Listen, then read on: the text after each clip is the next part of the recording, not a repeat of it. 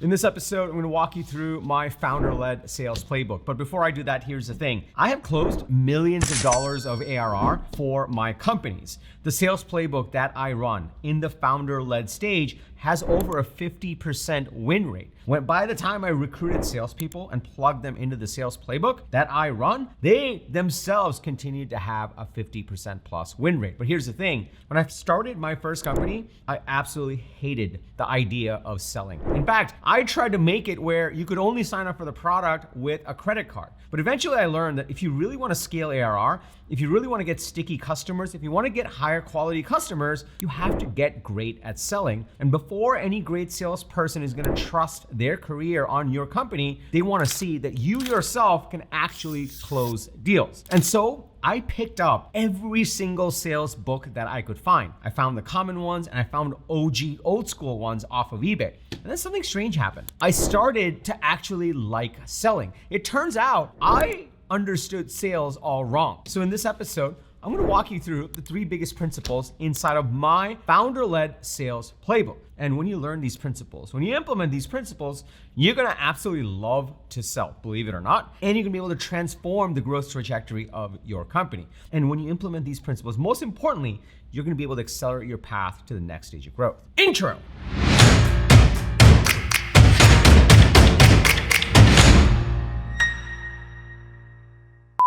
What's up, everybody? I'm TK, Managing Director here at TK Capital. I operate a portfolio of AI and SaaS and advisory companies. On this channel, I share everything that I'm learning as I'm growing these companies in this AI era. So if you're new to the channel, welcome. I drop an episode every single Sunday with actionable strategies and tactics from the trenches. So be sure to hit the subscribe button and that bell icon where you'll get notified every single time I drop an episode with the TK energy. If you're already part of this community, my people, welcome back. It's really awesome to see you over here. My last company, Kader, pioneered the sales engagement category. But even then, even though we were pioneering the sales engagement category, I absolutely hated sales. And I learned how to get great at marketing so that the demand would come to us. And then we actually learned how to get great at sales so that we could close bigger and bigger deals. We absolutely had to get great at sales because we were a sales engagement platform, because we were one of the first ones. We were selling to VPs of sales, which meant that we really had to have our act together.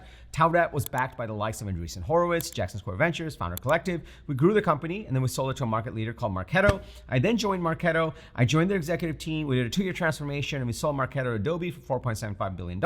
I then started a company called Unstoppable. And at Unstoppable, we were selling to CEOs of software companies, founders and CEOs who are actually, believe it or not, even more skeptical than VPs of sales, which meant that I had to get even better at selling. Over the course of my career, I learned to embrace selling, I learned to love it, and I learned what actually selling is and what it is not. So in this episode, I'm gonna walk you through my 3 principles that go into my sales playbook that I run for each of these companies that I apply for my companies today. And if you stick to the end, I'll give you a bonus one that brings it all together. So if you're excited to dig in, go ahead and smash that like button for the YouTube algorithm. And let's go to principle number 1. Principle number 1 in my founder-led sales playbook is never go outbound. Never go outbound. Get them to book with you using a Calendly link or whatever AI booking tool that you like to use. Here's why.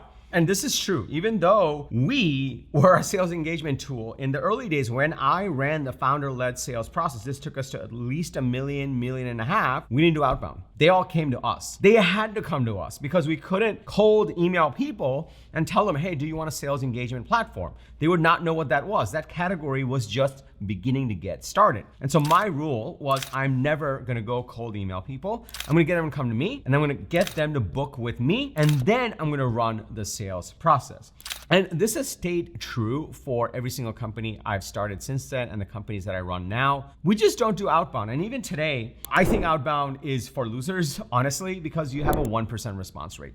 10 years ago, no one was doing outbound at scale. And so when you sent out 100 emails, you would get a huge response rate. When you personalized it even in a little way, people would be blown away and they would respond to you. Today, everyone knows you're using AI. Everyone can tell an AI SDR wrote it. The AI filters in your inbox is filtering it out anyway and putting it in the promotions tab or the spam folder, no matter how fancy you are in your sending infrastructure. So it is a loser's game. And it is noisier than ever before. So no matter what pitch you're coming in with, chances are 5 other people are pitching them with it, which means that by the time you get them to respond and they show up to a sales meeting, you are in a losing game because you have no leverage. So I'm a big fan of getting them to come to me and filling out a Calendly form and making sure that they're booking a meeting on my calendar. Now, you might be wondering, well, TK, how do you do that? How do you get them to come to me? That's for a separate video, honestly, because that's marketing. That's not sales. And a lot of times, baby TK made this mistake. He conflated the two. He thought that sales was just getting revenue and marketing, I didn't need to do it. But once you separate out marketing and sales, marketing is how you get meetings booked on your calendar. Sales is how you turn those meetings into revenue.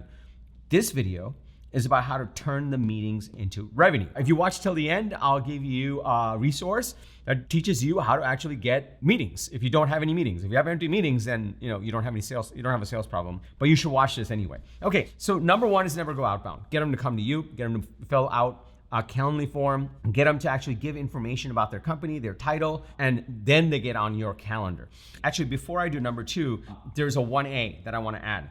This is something that I coach every single salesperson I've ever coached, every single team that I have. I always tell them, once a meeting lands on your calendar, feel free to delete it. If you look at the meeting and you look up the person, you should absolutely do some research on the person. You should go find them on LinkedIn, go check out their website. If they are not in your ideal customer profile, you should delete the meeting. Absolutely, just delete the meeting. Respond to that invite and say, hey, listen, thank you for booking some time, but right now we're focusing on blank, and that's your ICP, your ideal customer profile. I might be wrong, but I don't think you fit that. I want to be respectful of your time and our time, so I'm just going to close it off our calendar. And if I'm wrong, let me know why. And we've done this for every single one of our companies, and it has meant the difference in making sure that our salespeople stay focused on pipeline that moves and actual buyers that are ready to buy. Never do outbound and delete people that don't meet your ICP bar, your ideal customer profile bar. Number 2, they get on the call, right? They get on the call. Now, number 2 is never sell, but instead ask why they booked a call. The reason I hated selling, or the idea of selling, the reason why engineering TK was trying to come up with all kinds of ways to sell the product without getting on a sales call is because I had the wrong idea of selling. When I thought about selling, I thought of the used car salesperson that was trying to sell you a shit product, a terrible product to someone that just didn't even need it. That's what my idea of selling was. And I'm like, I don't want to do that. I just want people that really need my product, that have the problem. Every single sales book that I read, I thought it was going to be like, oh, use this one weird trick to get them to say yes. But it was actually none of that. Not the good ones, not the OG ones, not the real sales books. The real sales books actually tell you don't sell, but instead ask why they booked the call.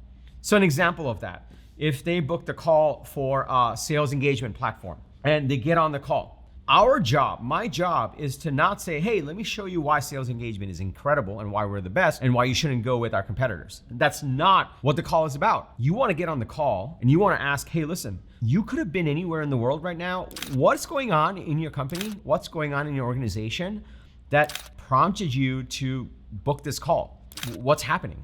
And they'll give you an answer.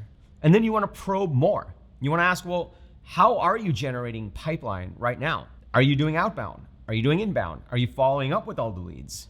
Is there a platform you're using right now? Where are you in your buying journey? Like, did you try some platforms yet? Are you talking to the other platforms? What do you like? Is there something specific you're looking for? That's what you do before you even get to a demo. That was an aha moment for me because all of a sudden, what I realized was sales was not about convincing, it was about clarity. And this is how we got to our 50% win rates, because when I showed up to the sales call in a way of service, in a way of like, hey, I don't know if our product's right for you. So before I even show you a demo, before I do any of that, just help me understand like what's going on in your world that made you fill out a Calendly form with questions in it and book time when you could have just been doing nothing. Like, what's going on?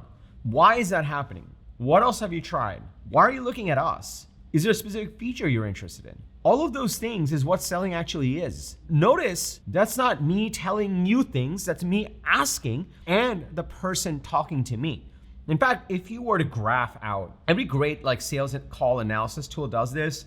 You can actually download a transcript from one of your sales calls, upload it into ChatGPT and just say, hey, just please analyze this. You're the greatest sales coach in the world, please analyze this call. And it'll do it for you. And one of the big things it looks at is how much of the call did the sales rep talk versus how much of the call did the prospect talk. And in a solid call, the sales rep is not talking that much. And when I learned that from the books, it completely transformed how I approach selling. And that's when I learned to love selling.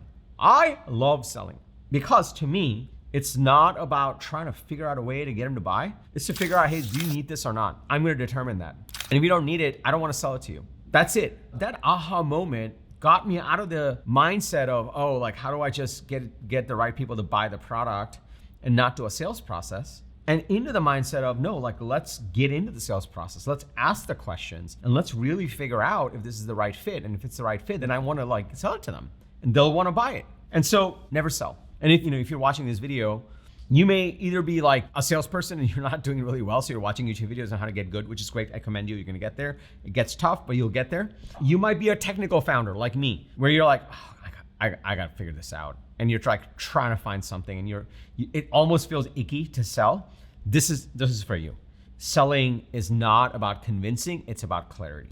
And as soon as you understand that, as soon as you approach every sales call as a diagnostician to understand what is going on in the prospects' lives, everything changes. And these two stack, okay? These two stack. The reason they stack is because they came to you. You didn't go to them. They booked the call. And therefore you show up and say, hey man, why did you book this call? What is going on in your life that made you want to get on a call with me? I'm not that cool. And then from there, everything unfolds. And you will be shocked. The quality of the questions you ask dictates the quality of your life. This is true in anything, including business. And the better the questions you ask in your sales process, the better your sales process is going to be. So those are the first two principles of my sales playbook. Never go outbound and never sell. Ask questions instead. Ask why they're here. Ask what's going on. Ask. Now, before I go to number 3 and the bonus, let me pause here for a second. Just imagine for a second. Just imagine if you started to approach sales calls where you wake up in the morning and you look at your calendar and you've got 3 sales calls already on your calendar in the coming week. And just imagine this for a second, or 4 or 5, you got 3 in a day, whatever it is, whatever scale you're running at. And you show up to each call, not to sell them, but from a place of service, and you ask questions. How does that make you feel? Do you think you would love to sell at that point?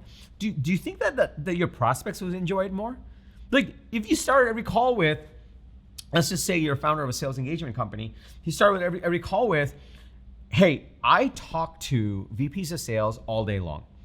And my job today is to make sure that I can guide you in this process of picking the right sales engagement tool.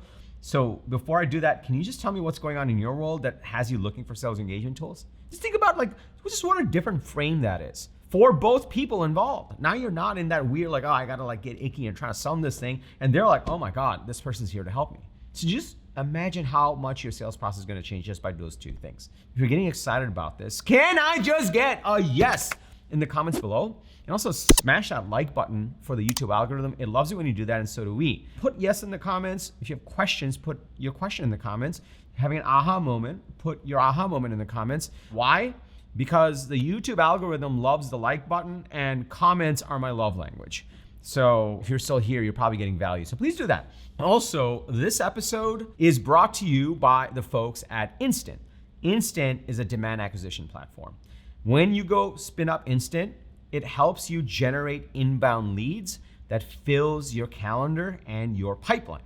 Instant has 5 AI agents that spin up for you, and it does everything from creating a lead magnet, creating a landing page, creating the content to attract the leads, creating creatives to turn it into ads, and following up with people to make sure they book a call. It does all of that for you end to end. It's incredible. Give those people some love. Just go to useinstant.com. Useinstant.com. And that's going to solve, I told you I'd give you a resource. That's going to solve your empty calendar problem. And the rest of these principles are going to make sure that those events you book and those opportunities you book turns into real revenue. Okay, now let's go to number 3. Number 3, never give a generic demo, ask questions to personalize.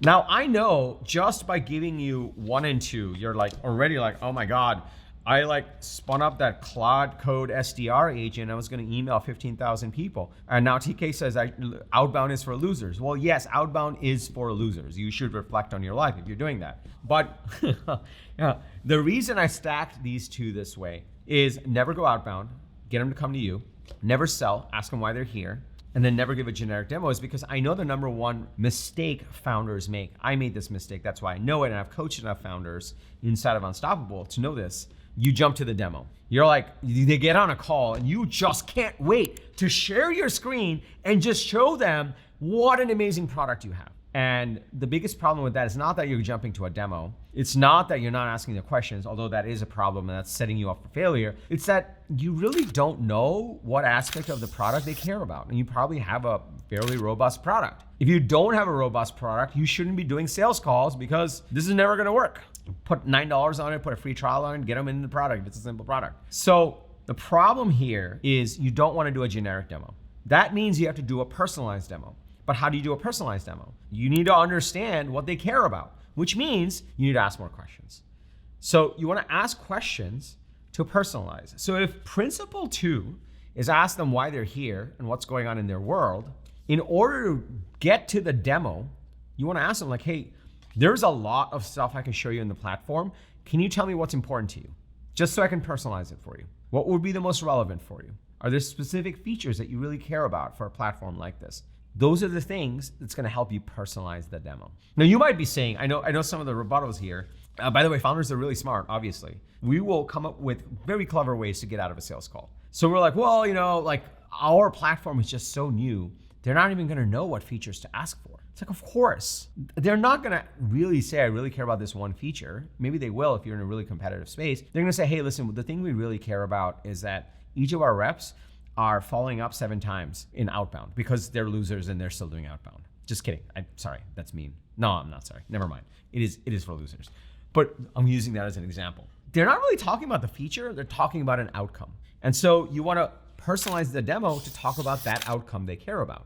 And the same goes like if I'm giving a demo of a product that I own and sell today, I would try to figure out, I have certain features, each of those features delivers a certain outcome. People only care about outcomes. Which of the outcomes do they care about? Let me figure that out. So you want to ask questions so that you can personalize the demo. And that way, what you've done is they've come to you. So that's number 1. Don't go outbound, get them to book with you. Number 2, never sell. So ask them why they're here. And then number 3, you've asked them like, cool, like, and what else have you looked at? And what's top of mind? Like, what's the most important aspect of this problem for you? Like, how do you want to solve it? And then you're giving them a personalized demo. You do these 3 things, your calls are going to be totally different. You're going to be way more excited about selling. Your prospects are really going to be excited about continuing to do business with you and spend time with you to figure out if this is the right fit. And you're going to win more deals and you're going to get to a win rate that can be over 50% when done right. Now, I did promise you a bonus. So you do all these things. And then I see, this is something that I learned the hard way and I see with young founders that are getting into sales. They say, all right, cool, well, I guess I'll follow up. See you later. Then you close the Zoom call. It's like, it's not gonna work.